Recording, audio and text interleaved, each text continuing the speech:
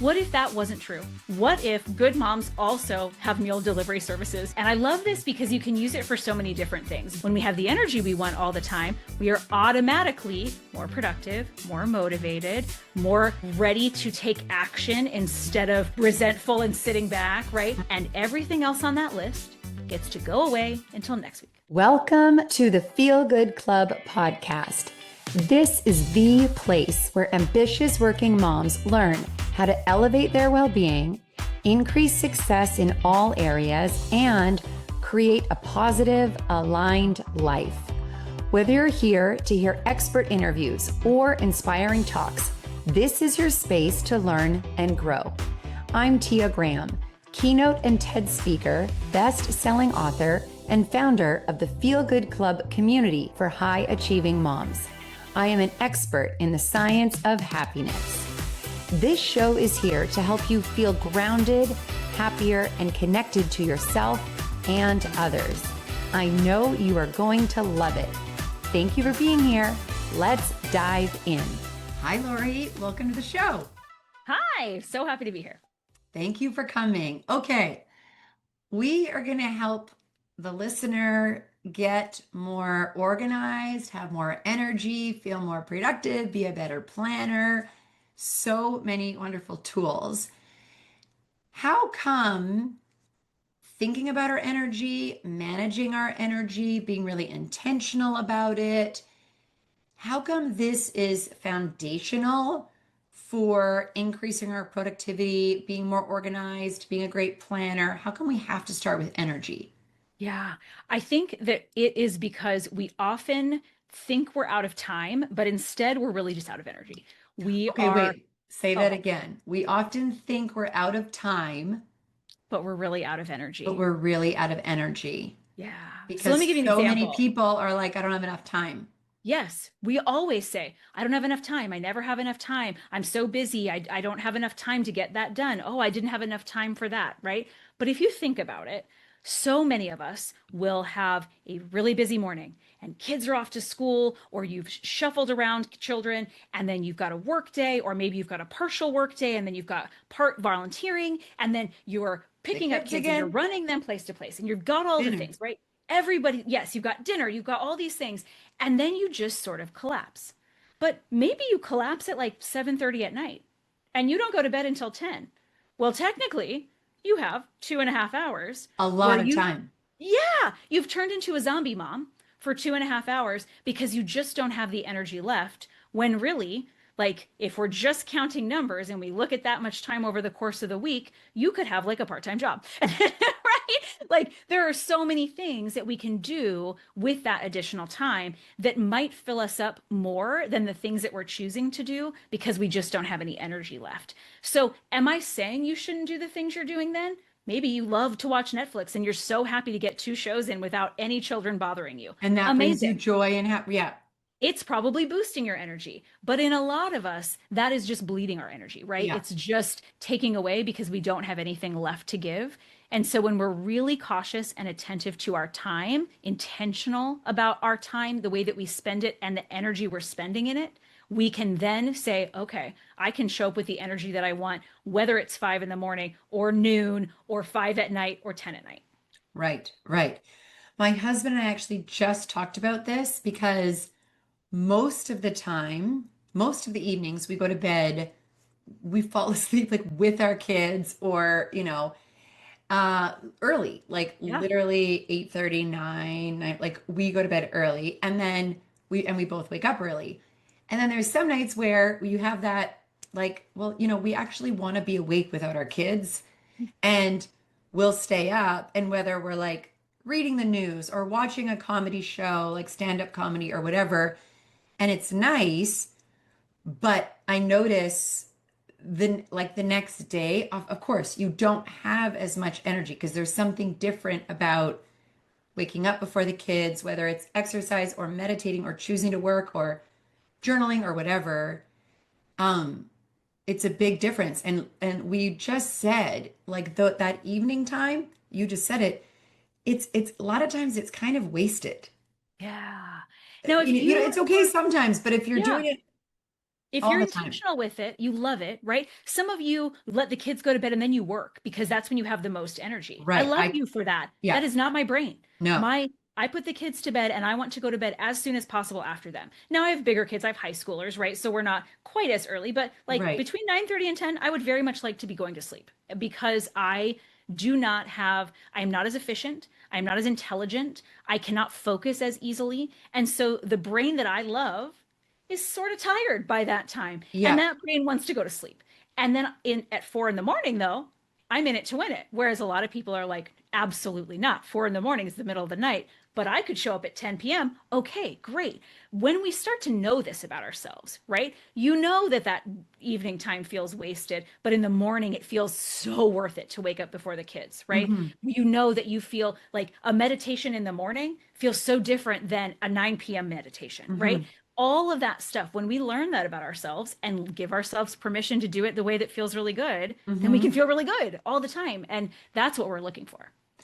And so it's personalized, but also getting really aware of what is taking our energy and then choosing, do I want to do that at that time? Do I want to do it for that much time? Do I want to delegate that?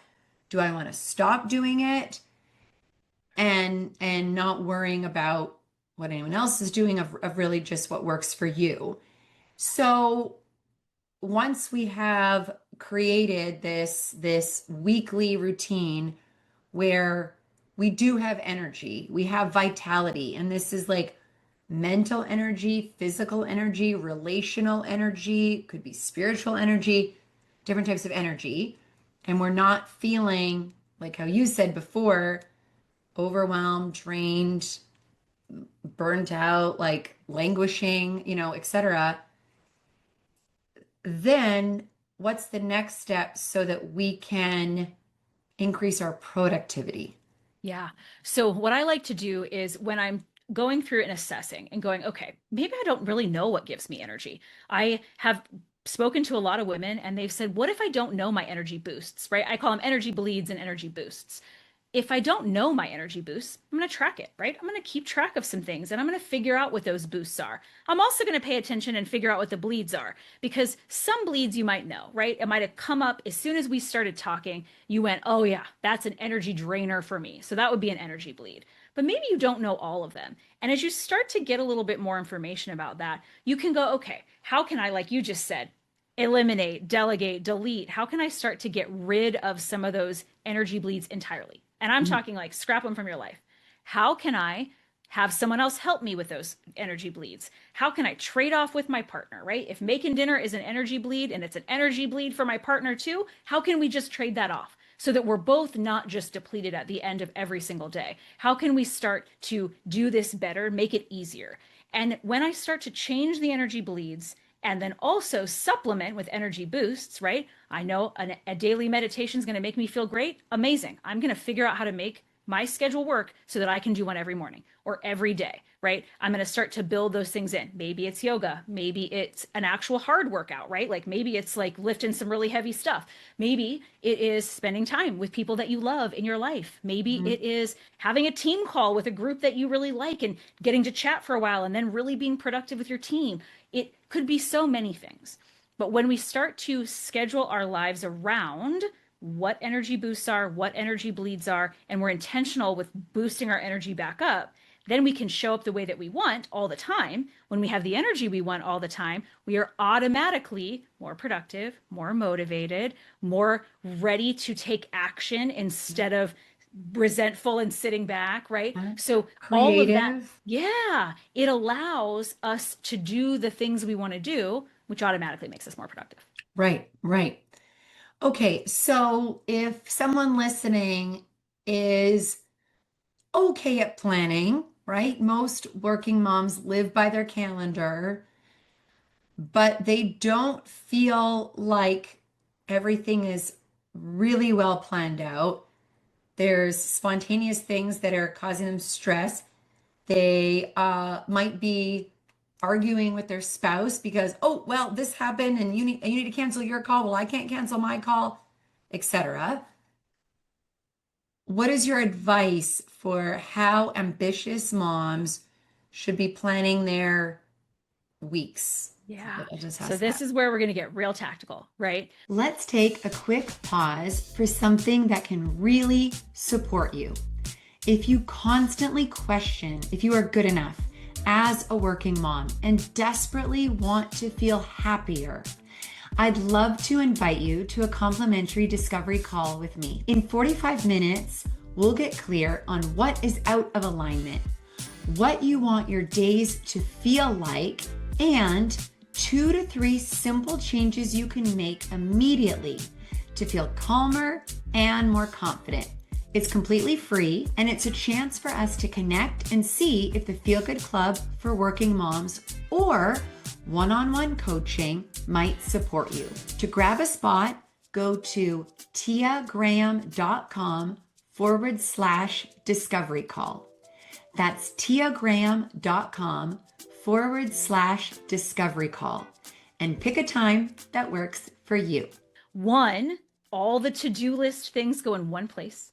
That's step number one is if you're feeling messy with your planning because you have 8,000 post-its in different spots in your house and also a list in your purse and you've got a notebook you keep on your desk and there are to-dos in all those places, we're going to pull them all together into one spot Okay, and so then every single to do everything, all in of it. one spot. One Okay, spot.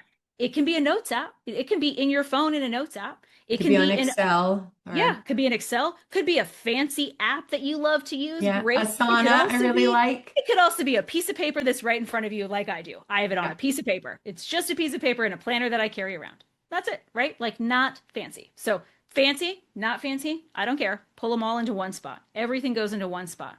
Because guess And what we get question, to do? Yes, these are your home kids self work. all of it. Everything. All the to-dos. Yes. Okay. And then It's going to be an then overwhelming list. it's a big list, right?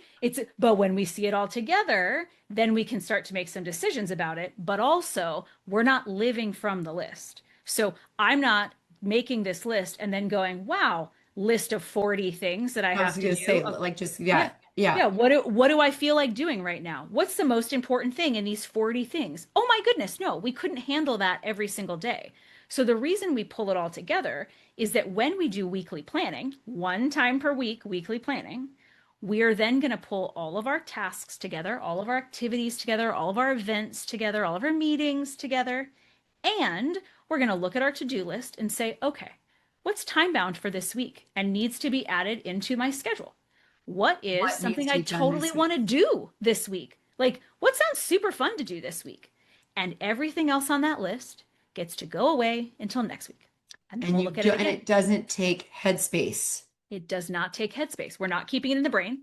We are not hoping we remembered to write it on the post-it in the bathroom. We are just keeping it in a space. It's safe there. And guess what happens when you write a to-do list item and you say, that's not important enough to go on my actual plan for this week, and I don't want to do it this week. Next week, when you look at it, you might decide this is the week. You might decide this is not a thing I want to do at all, and you might remove it from your list entirely. You might just decide you're going to delete it. Whereas if we don't give ourselves space away from it, sometimes we're just like, but I have to do 27 things that are on this list. So it gives you a little bit of space so your decision making power is stronger. It gives you the ability to know it's there and not worry about it, right? You don't Hmm. ruminate on the things that are on the list. Hmm. And it gives you the knowledge that you have already selected the things that are time bound and need to be done and the things you want to do so that your week feels really good. So valuable. I love that you, and I'm looking, I have two Post-its. I'm like, okay, I don't have two mouths. I'm thinking around. I do have two. Who invented the Post-it? So, so I love the release of it. And also you're talking about you're going to change your perspective with different things on your to-do list. That's right. And then it's such a beautiful aid for when you are doing your weekly planning of looking, does my calendar align with the big boulders of work and then the big boulders of self and the big boulders of family, right? That's Like right. that time too. Um, and And then, of course, inevitably, there's pop-ups during the week as a working mom with work and kids. And I was just talking to someone, right, of like sick kid or this, or there's always different things happening. And like you said, it's never perfect. No matter what you plan, it's never. I feel like pre-kids, I could have pretty perfect planned out weeks, but No, no, not when you there's can't. other humans involved. Um, and then you do this meeting, it's with yourself, and then you also are going to meet and talk about the week with your partner.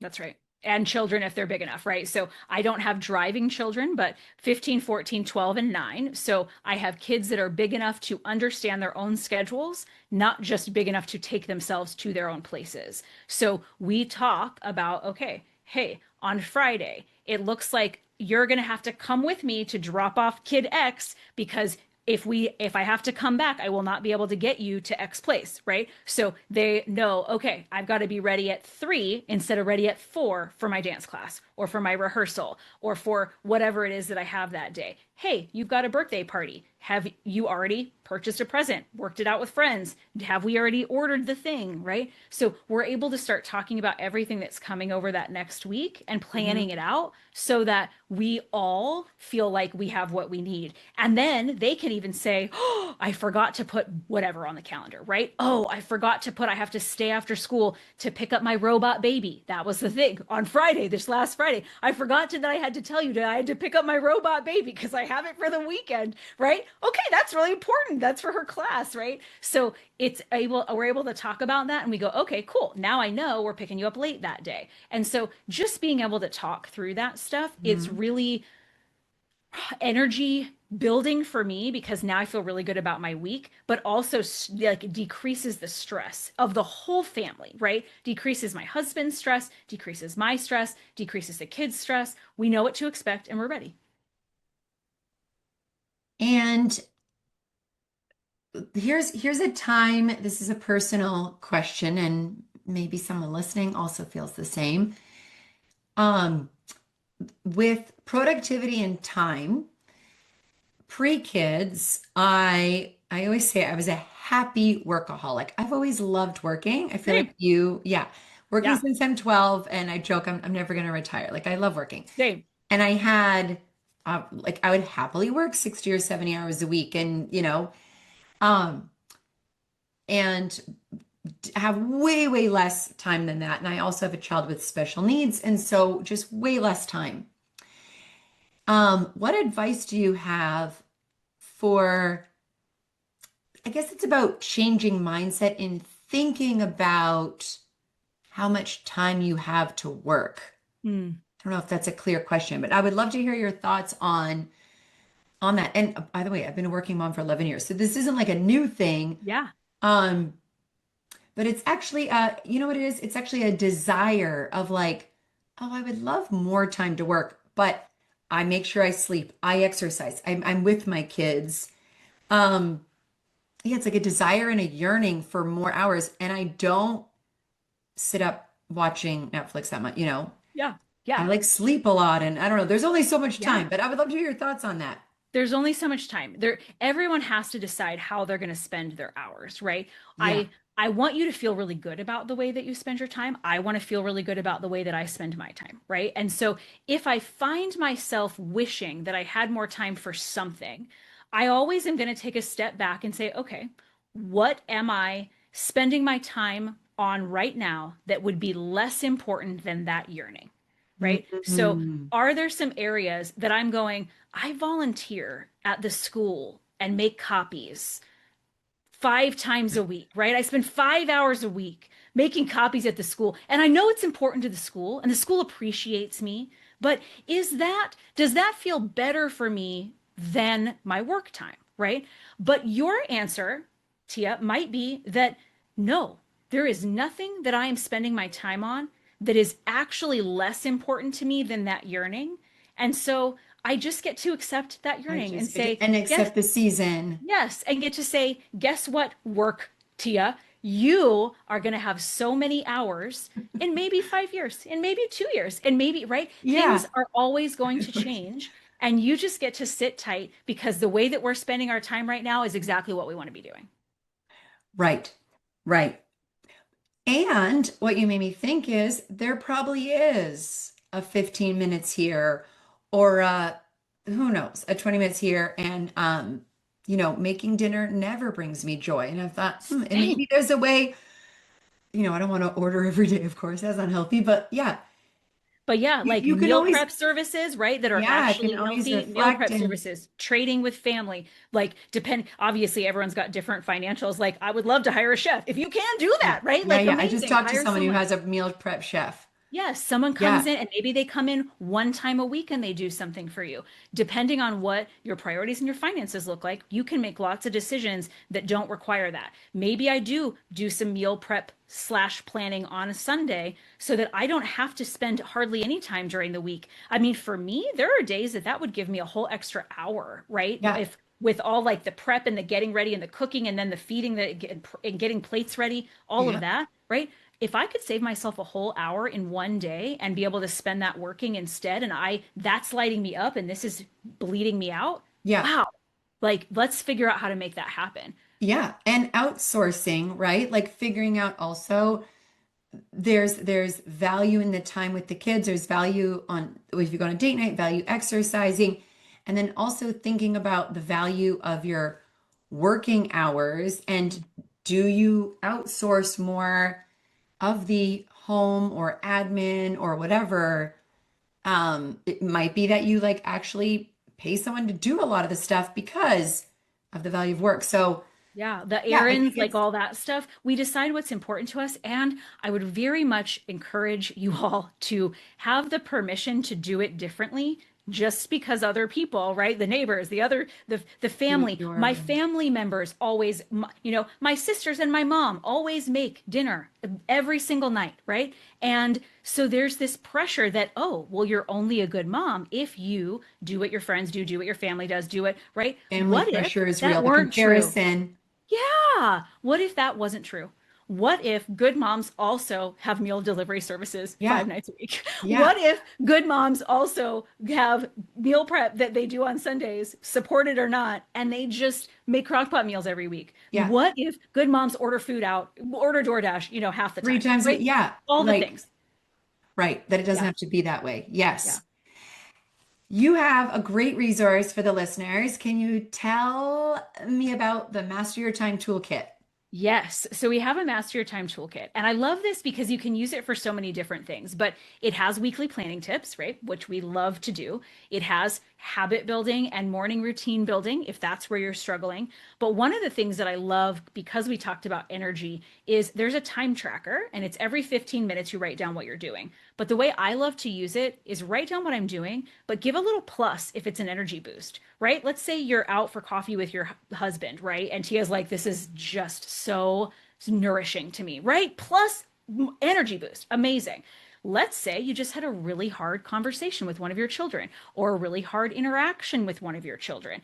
Though those might be things that are really important to us, they can be energy bleeds, right? Absolutely. Absolutely. So Energy. I'm going to put a dash and I'm going to say that's an energy bleed. Is that an energy bleed I'm going to get rid of? No. But is that going to be something I know I need to supplement a boost with so that I can bring my own energy back up? Yes. And I get to decide and I can start to see those patterns. And Mhm. wow, when you start to do that a couple of days, lots of knowledge and lots of places where you go, okay, I can make myself feel better. I can help myself. I don't even need big things here. I can make some small tweaks and feel really good about the way I spend my time.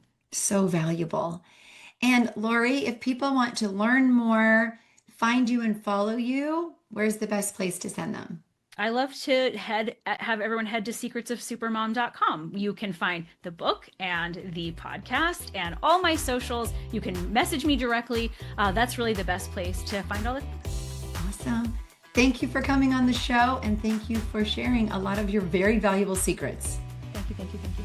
Thank you for joining me on the Feel Good Club show.